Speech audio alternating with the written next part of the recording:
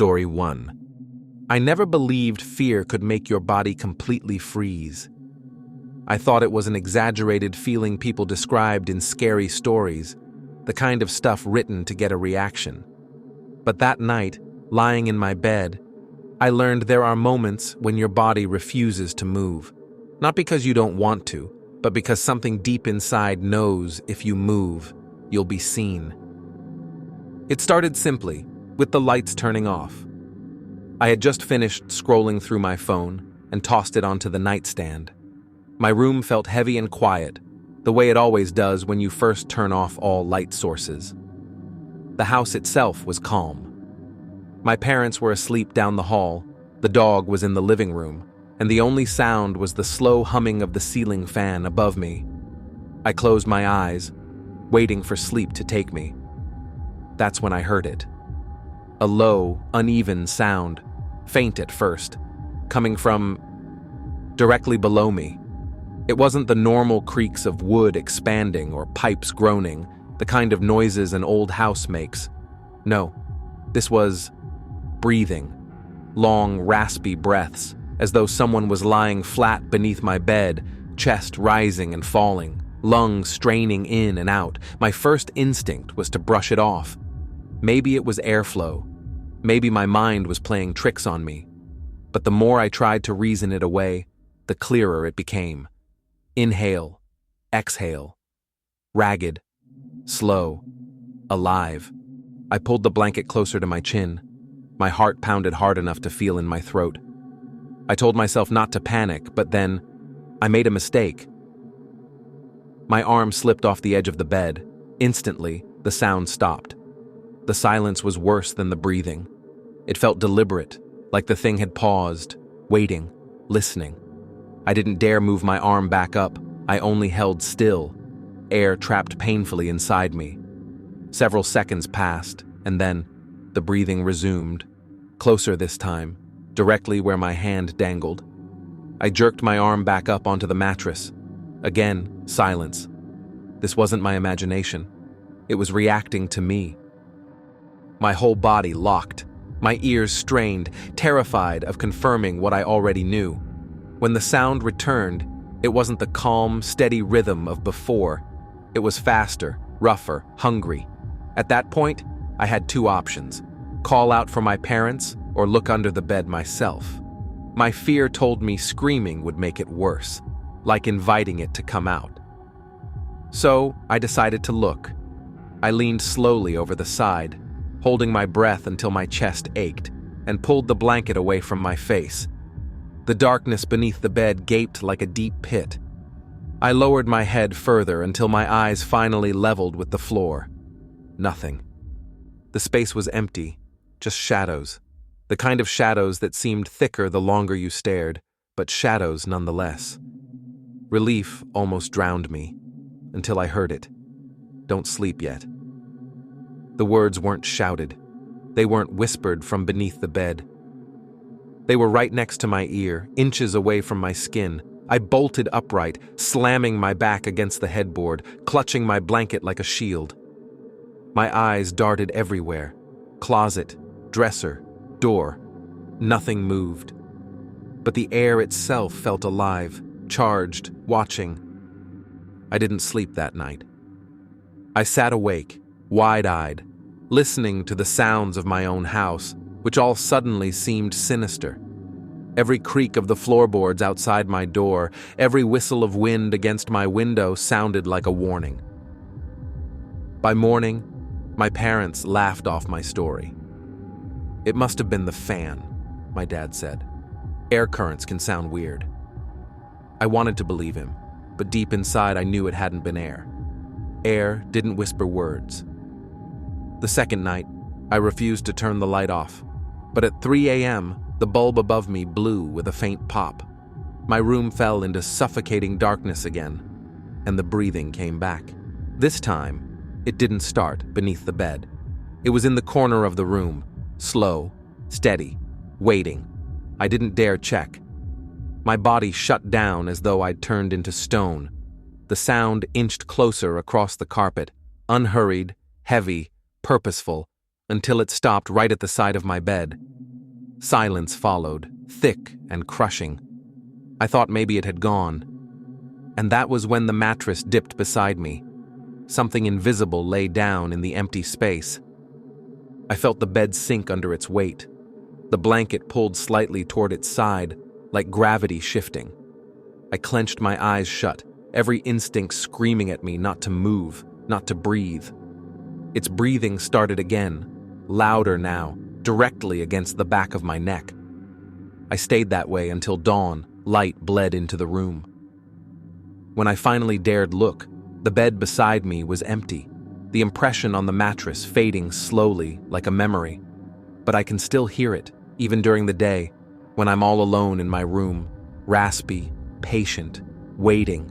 And every night when sleep almost takes me, I swear I still feel the breath against my ear, whispering, softly, insistently. Don't sleep yet. Story 2. People don't talk enough about how vulnerable a bathroom feels.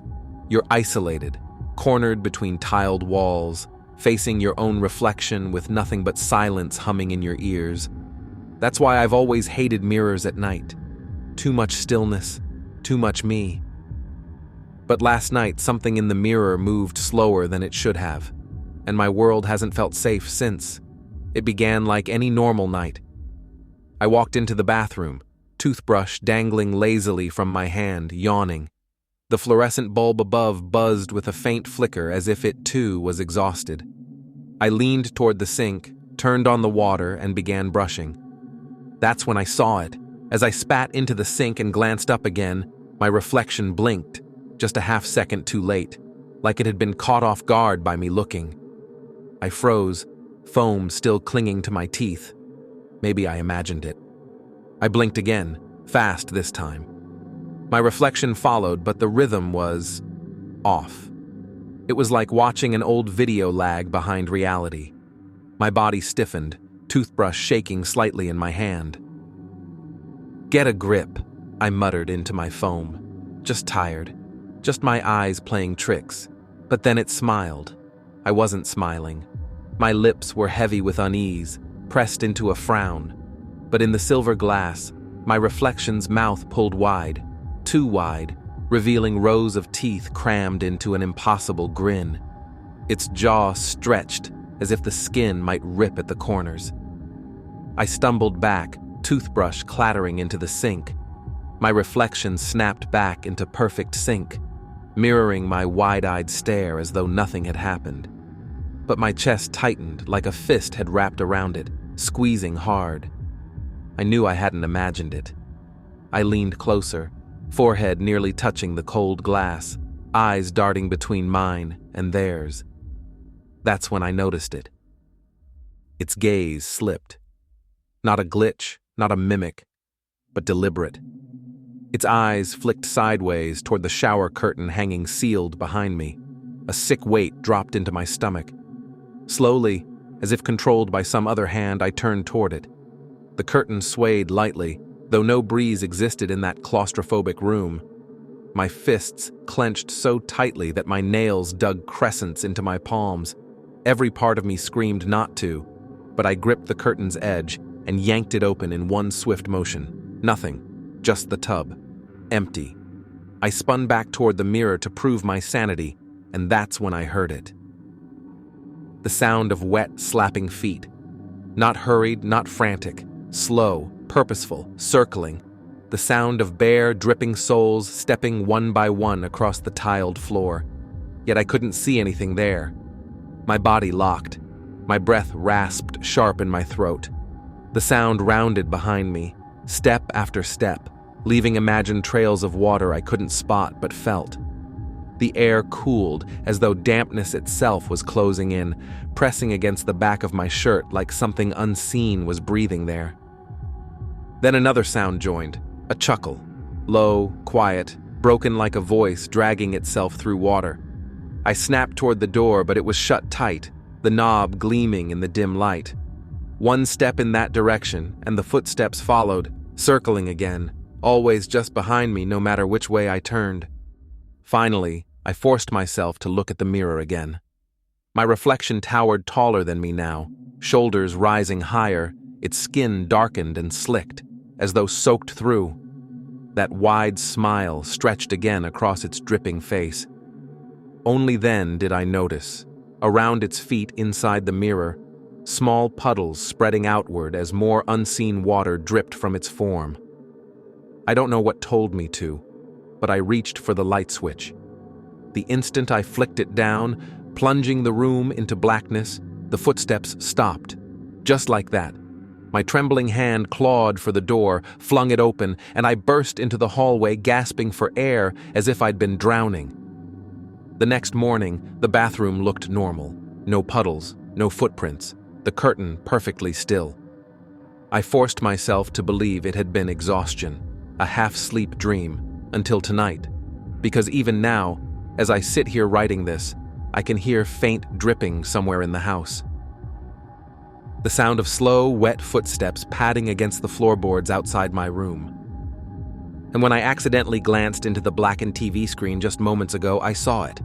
My reflection again, smiling at me. Story 3. People always say the scariest places are graveyards at night or lonely roads deep in the woods. But I learned the truth last month. The scariest place isn't outside. It's inside your own home, in the most ordinary spaces where you think you're safe. For me, that place was our pantry. It happened on an evening just like any other. My husband was in the living room, watching his usual shows, while I decided to make us tea. I walked into the pantry to grab a jar of honey from the top shelf.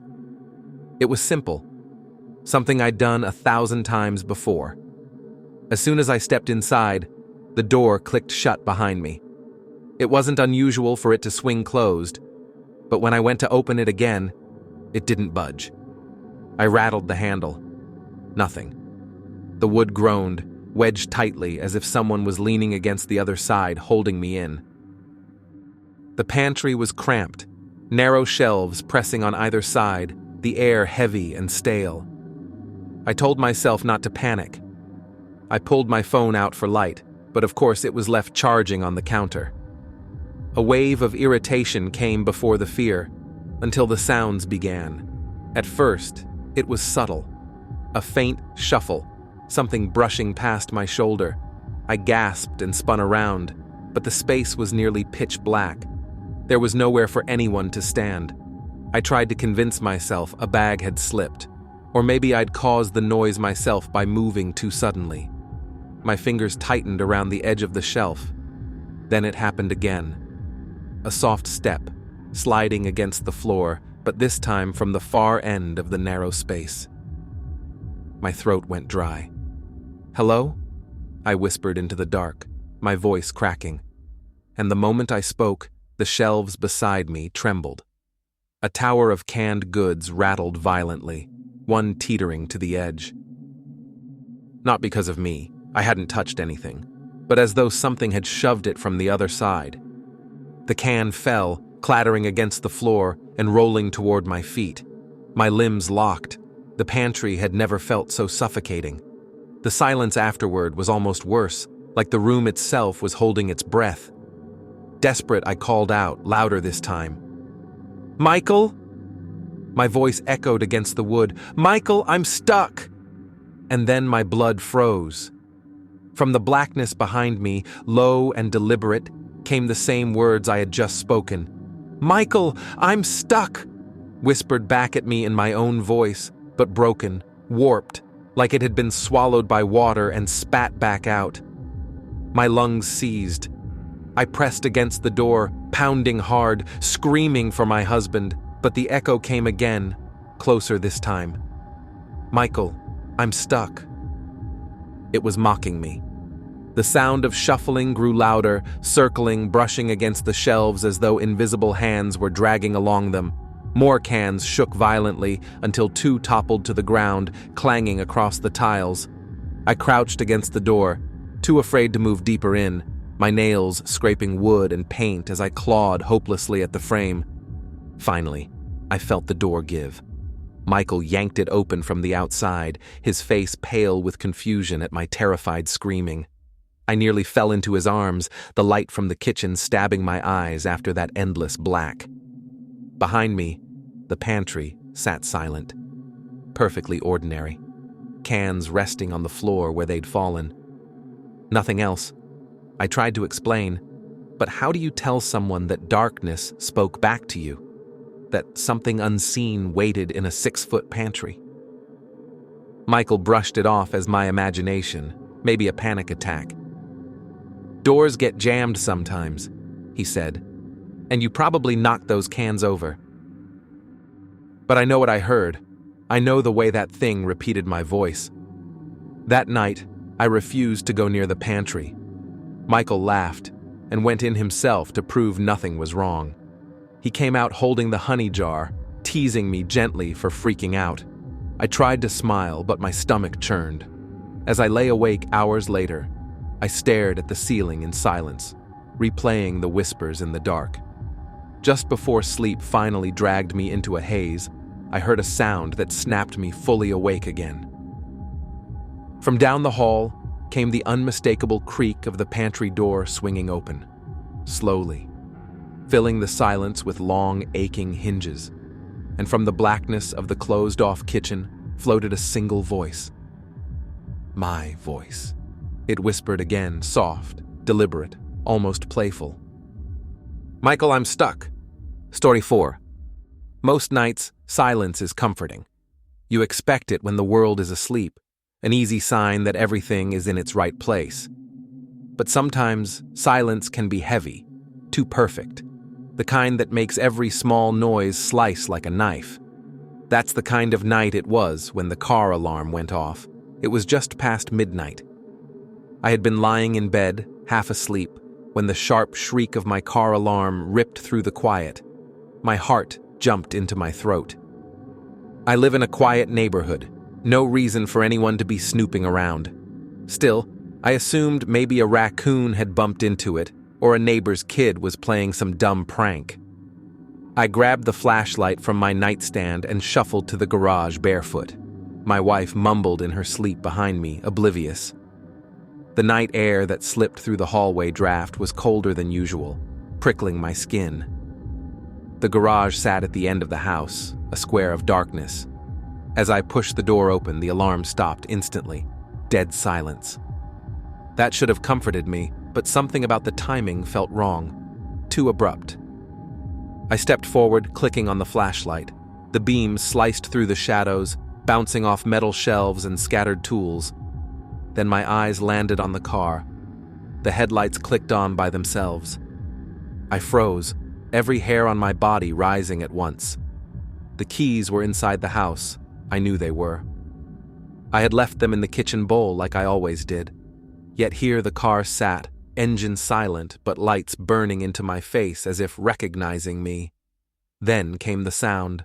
A cough deep in the engine, like a throat clearing. The vehicle hummed, sputtered, then roared to life. I stumbled back, the flashlight beam jerking wildly. The car rolled forward slowly across the cement, smooth, steady, like invisible feet pressing the pedals. "No," I whispered, though the word felt hollow in the humming dark. The car crept toward me, headlights glaring, engine revving louder as it gained movement, though no one was inside. My terrified brain clawed for explanation. Wiring problem? Remote starter malfunction? But those thoughts fell apart when the windows fogged up, as if from heavy breath inside. Against every instinct, I forced myself forward. My hand shook so badly, I nearly dropped the flashlight, but I leaned toward the driver's side window, and I saw them. 2 deep indentations pressed into the leather wheel. Perfect imprints of human hands, gripping tight, wrapping hard enough that creases ran across the leather. Nothing visible sat in the seat, yet the marks flexed, tightening and loosening, as though unseen fingers were locked there. My pulse slammed into my ears as the realization hit. Something unseen was driving, something that could leave marks, though no body was there. I stared, unable to look away, until the imprints shifted, turned, and lunged. The hands burst upward, slamming toward the window with such force the glass rattled violently. I screamed, stumbling back, my flashlight clattering across the cement floor. It rolled, casting twisting beams around the garage like frantic shadows. The engine bellowed, tires screeching. The car jolted forward so hard it nearly hit the closed garage door before halting in place. My legs moved before logic could catch up, carrying me as fast as I could toward the door back into the house. My fingers slipped over the knob, scrambling, finally wrenching it open and throwing myself inside. I slammed it shut, heart exploding. On the other side, silence. Pure silence again. I shook. Sweat drenched my back. I pressed one ear to the door, waiting. Nothing came. For a moment I thought maybe I'd dreamed it. Maybe exhaustion had twisted sounds and shadows. But then, faintly, a knock. Knuckles tapping the inside of the garage door. 3 slow, deliberate raps, like a visitor waiting to be let in. I stumbled back, covering my mouth to muffle a scream, staring at that door as though it might bulge open. My wife's footsteps pounded down the hall, panicked by my scream. She found me in the kitchen, pale, shaking, flashlight still clutched in my hand like a weapon. I tried to explain, but even as the words left my mouth, I knew how insane they sounded. Invisible hands. My own car creeping toward me, lunging. She touched my arm gently, said I must have heard the alarm and panicked, nothing more. But the next morning, I forced myself back into the garage. The car sat quiet, keys untouched in the kitchen bowl just as I'd left them. Everything looked normal, ordinary. My wife's knowing glance glued me to silence. Then I saw it. On the inside of the windshield, foggy but unmistakable, were 2 prints. Hands. Not pressed outward, but inward, as though someone had been bracing from the other side. And every night since, exactly at midnight, I wake to the faint sound of an engine running in the garage, though nobody else hears it but me. Story 5. Some houses breathe. You hear their old bones creak, their pipes moan, and you reassure yourself it's nothing but age. That's what I kept telling myself about the footsteps in our hallway. But I don't believe that anymore. It started months ago. A faint creak late at night as though someone padded softly across the wooden hallway upstairs. At first, I thought it was my kids sneaking to the kitchen, but whenever I checked, they were asleep in their beds. My wife noticed it too.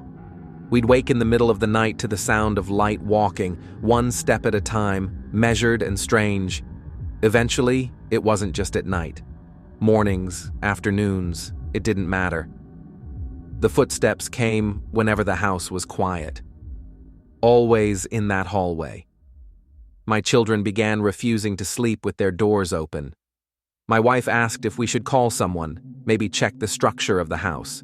But I didn't think a carpenter would help. Deep inside, I already feared it wasn't anything normal.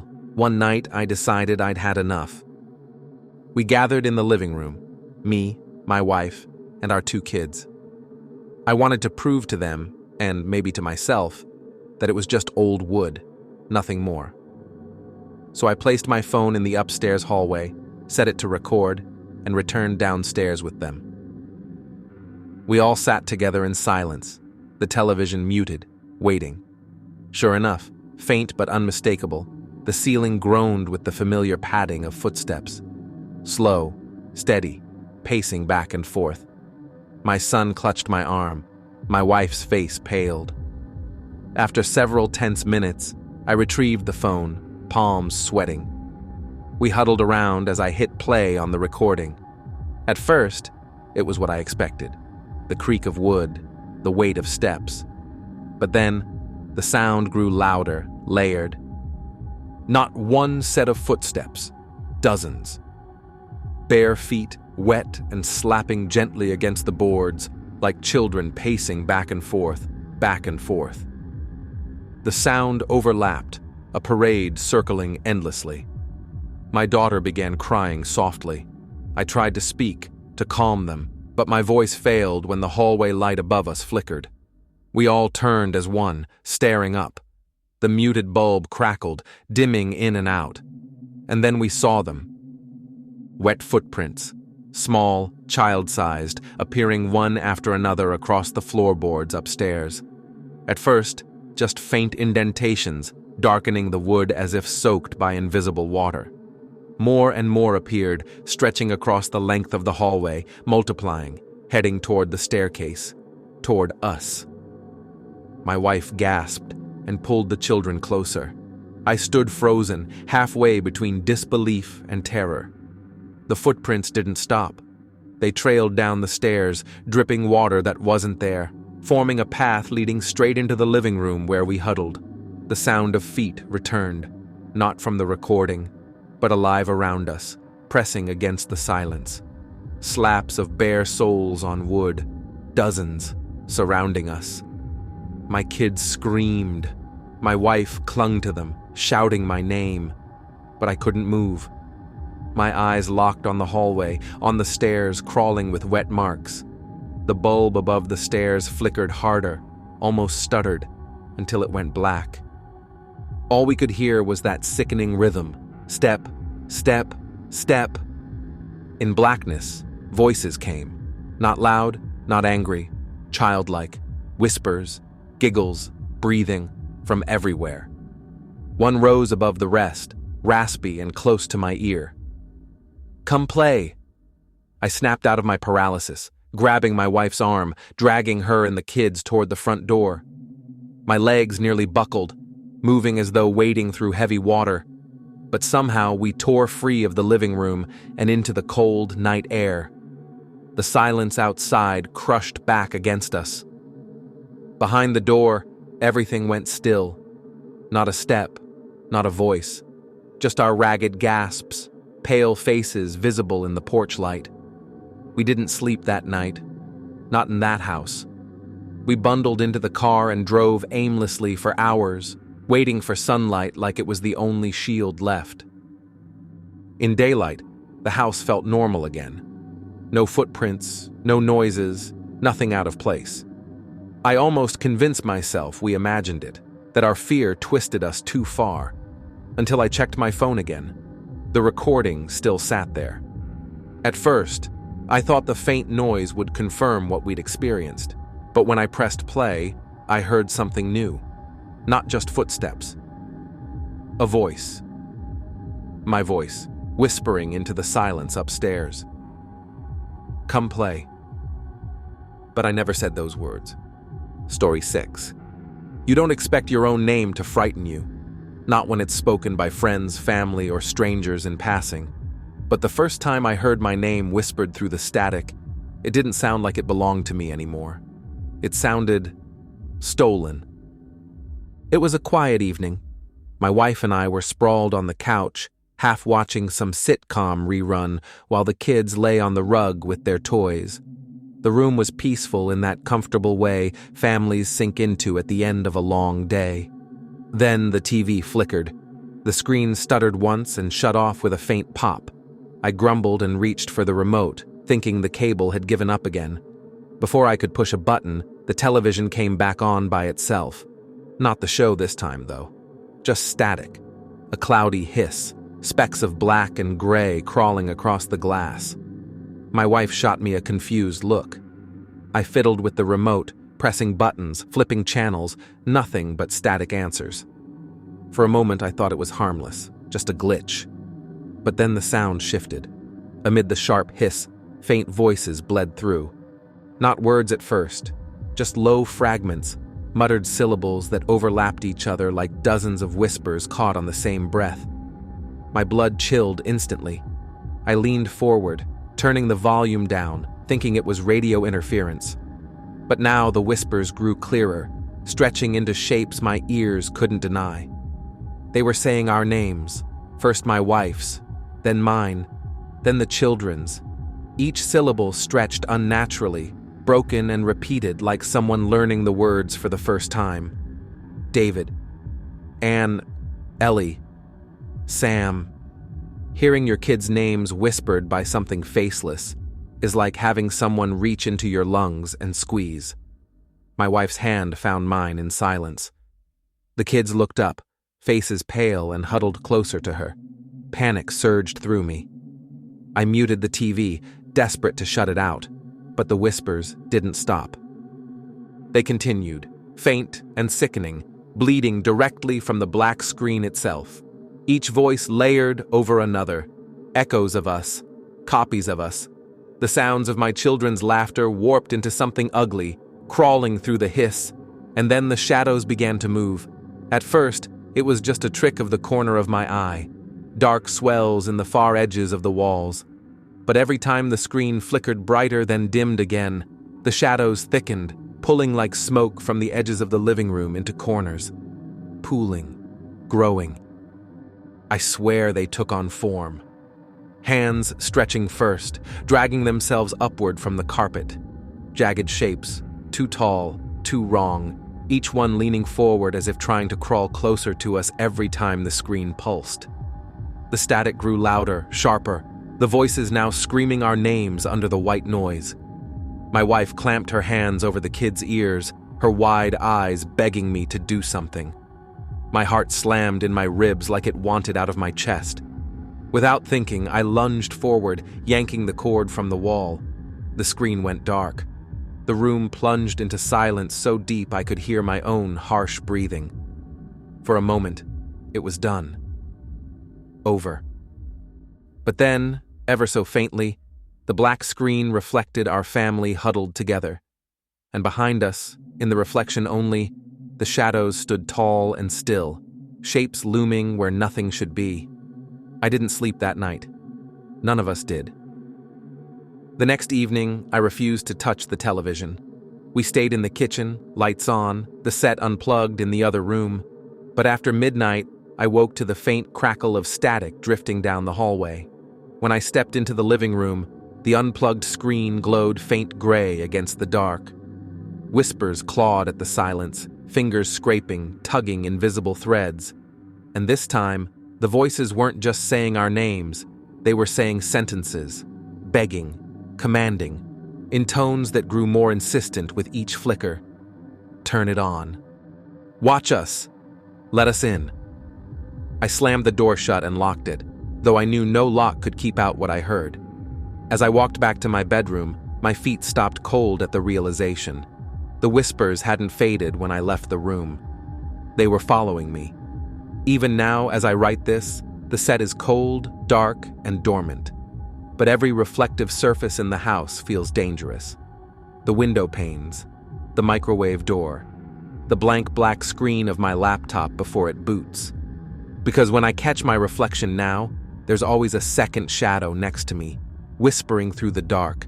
And last night, when I walked past the screen, unplugged and dead, I heard my daughter's own voice echo back at me, stretched thin and unnatural. Daddy, come play in the static.